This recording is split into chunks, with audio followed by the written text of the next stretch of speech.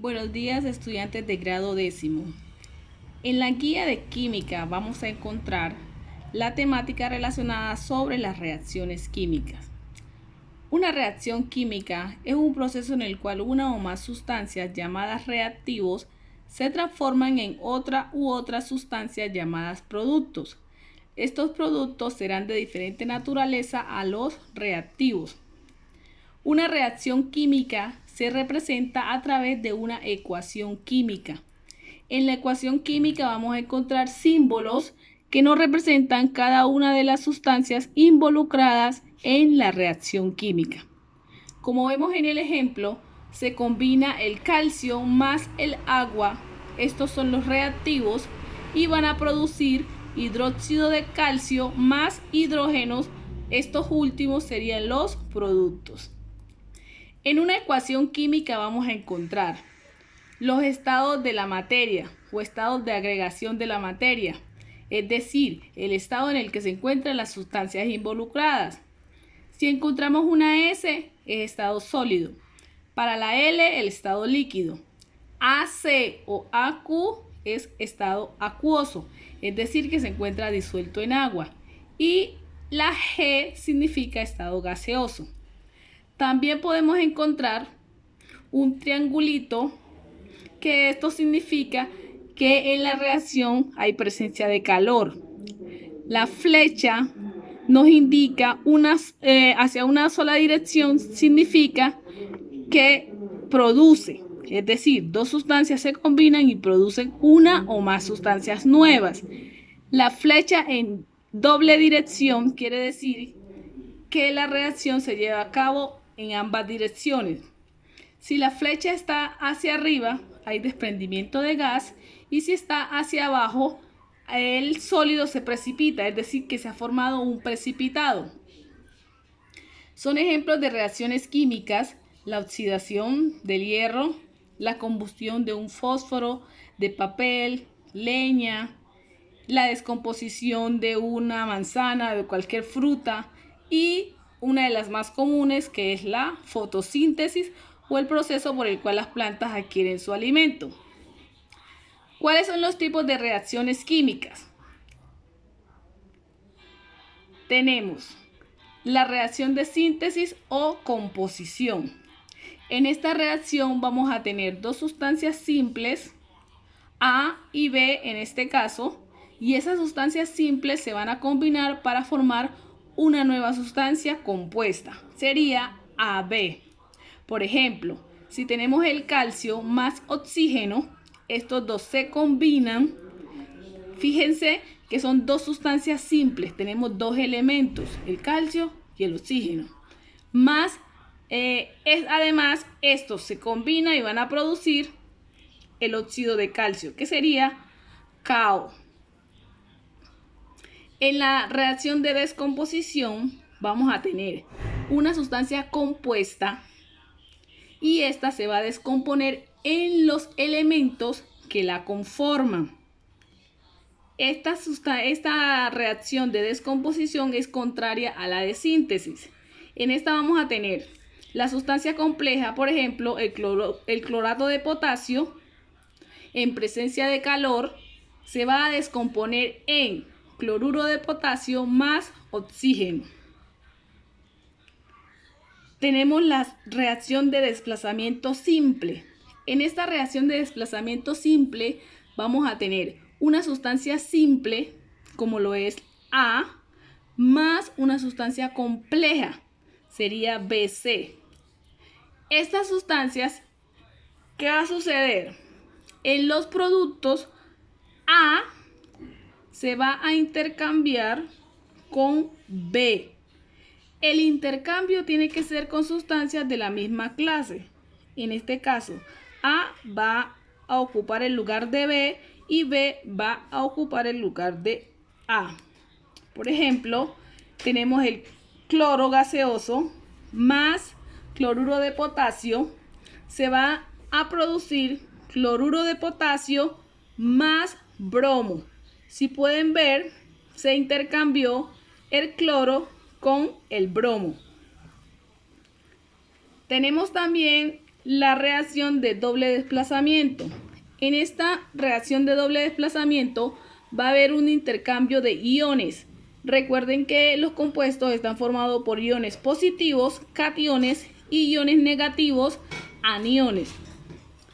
Vemos en el ejemplo, tenemos cloruro de potasio, cloruro de sodio más sulfato de calcio. Identifiquemos los iones.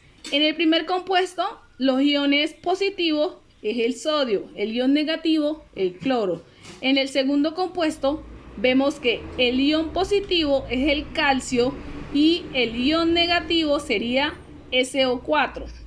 Ahora, al ocurrir la reacción química, se intercambian. El sodio ocupa el lugar del calcio y viceversa, el calcio ocupa el lugar del sodio para producir dicloruro de calcio más sulfato de sodio. Ahora, reacciones reversibles. En las reacciones reversibles vamos a tener en cuenta que estas se realizan simultáneamente en los dos sentidos, es decir, a medida que se forman los productos, estos reaccionan entre sí para formar nuevamente los reactivos. Una característica de las reacciones reversibles es que vamos a encontrar en ellas dos flechas o una flecha indicando hacia ambos lados. Por ejemplo, tenemos el hidrógeno más el cloro, ambos gases, se combinan para formar el ácido clorhídrico en estado gaseoso. Y viceversa, el ácido clorhídrico se descompone en las sustancias que la conforman, el cloro y el hidrógeno. En el ejemplo de abajo tenemos el dióxido de carbono más agua. Estos dos se combinan para formar el ácido carbónico y a su vez el ácido carbónico se decompone en las sustancias que la conforman, es decir, dióxido de carbono y agua. También tenemos las reacciones irreversibles.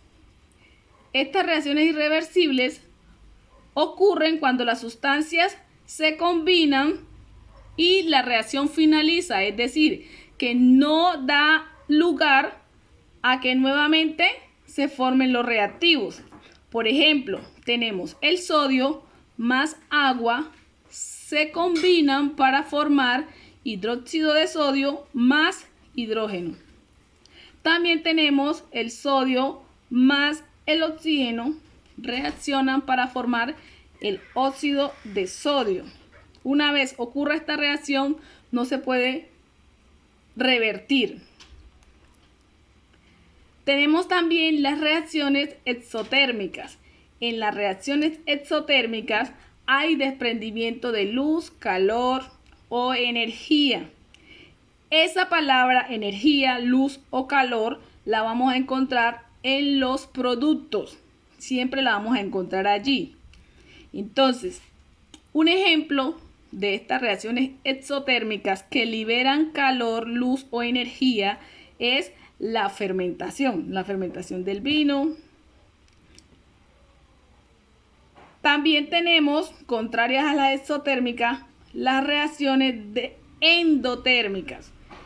Endotérmicas quiere decir que ellas necesitan de energía, de un aporte de energía o de luz para poder llevarse a cabo.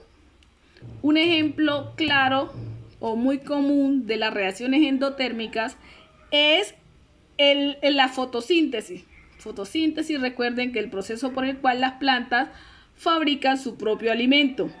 En el proceso de fotosíntesis vamos a tener el dióxido de carbono más agua más energía, en este caso es la luz solar que utilizan las plantas, y se va a producir glucosa más oxígeno. Ese es el proceso de fotosíntesis. Fíjense que necesita de energía para llevarse a cabo. Si no hay energía, pues obviamente no se va a poder realizar. También tenemos el proceso o la reacción de neutralización. Esa neutralización o reacción de neutralización se lleva a cabo entre ácidos y base. Es decir, si combinamos un ácido con una base o hidróxido, ¿esto qué va a producir? Una sal y agua. Por ejemplo, tenemos el ácido nítrico HNO3 más el hidróxido de plata AgOH. Estas dos sustancias se combinan y reaccionan para producir nitrato de plata, que sería la sal, más agua. También tenemos otro ejemplo, el ácido sulfúrico más hidróxido de potasio, KOH.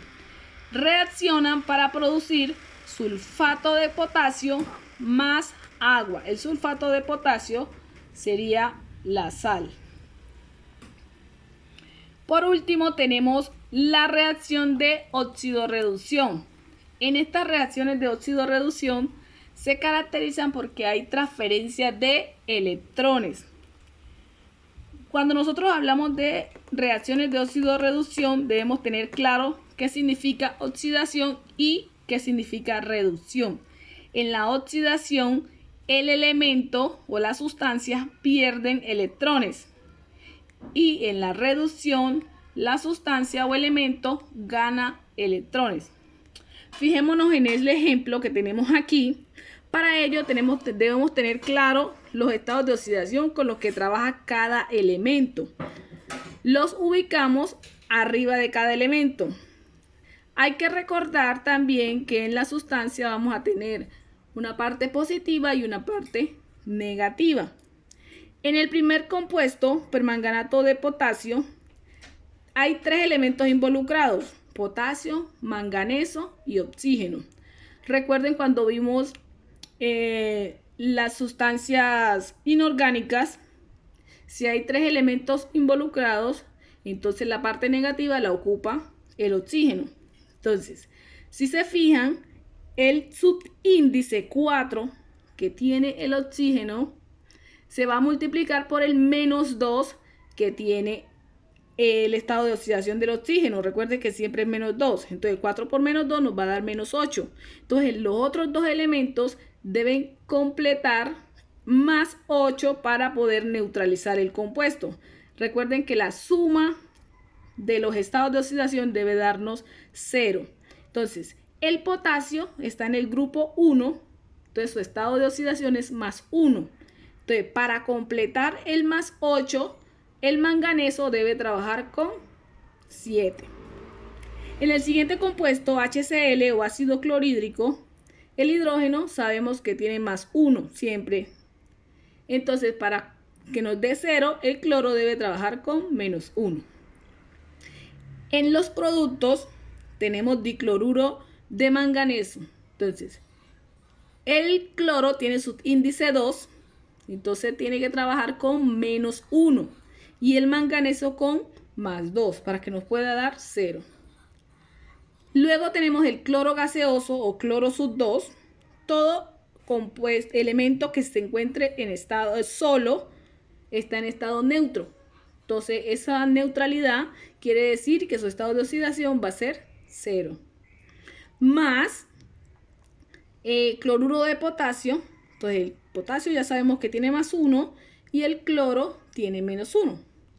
Para el caso del agua, el hidrógeno +1, si lo multiplicamos por el subíndice 2 que tiene, entonces sumaría +2. Y el oxígeno sabemos que es -2. Entonces, las sustancias involucradas en la reacción que tuvieron cambios fueron el manganeso, que cambió de +7 a estado de oxidación +2. Entonces, esa sustancia se redujo, pasó de +7 a +2. Quiere decir que el manganeso ganó 5 electrones.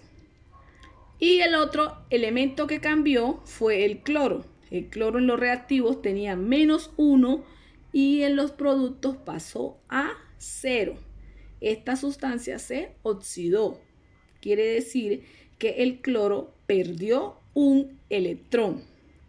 Algo que hay que tener claro, que se me pasó repasarles, es que en una ecuación química vamos a tener en cuenta los coeficientes y los reactivos.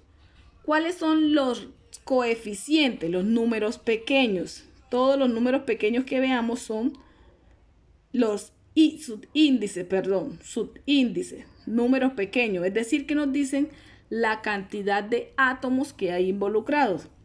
Los coeficientes van a ser los números grandes que vamos a ver delante de cada compuesto.